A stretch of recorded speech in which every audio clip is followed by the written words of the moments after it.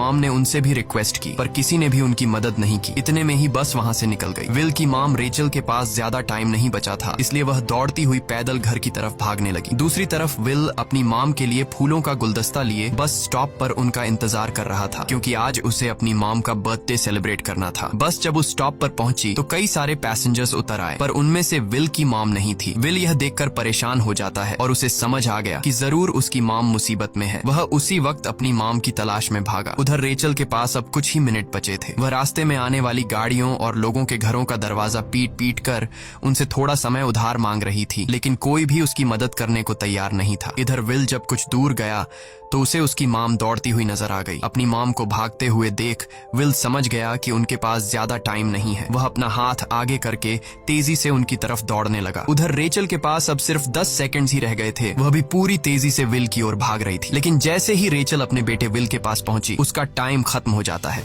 और वह मर जाती है। यह देखकर विल को बहुत दुख होता है, क्योंकि उसने अपनी मॉम के लिए क्या कुछ नहीं सोचा था। वह चीख चीख कर रोने लगा। अगली सुबह तक हेनरी की डेड बॉडी टाइम कीपर्स को मिल चुकी थी। ये टाइम कीपर्स वहां पर इन्वेस्टिगेशन करते हैं। आज की दुनिया में टाइम कीपर्स होते थे जो पुलिस की तरह थे। इन टाइम कीपर्स का काम भी क्राइम को रोकना होता है। टाइम कीपर्स के ऑफिसर रेमंड ने उस जगह में अच्छी तरह से जांच की, लेकिन उसे कोई भी क्लू नहीं मिला। तभी रेमंड की नजर उस ब्रिज के पास लगे सीसीटीवी कैमरा की तरफ गई। वह सीसीटीवी फुटेज चेक करने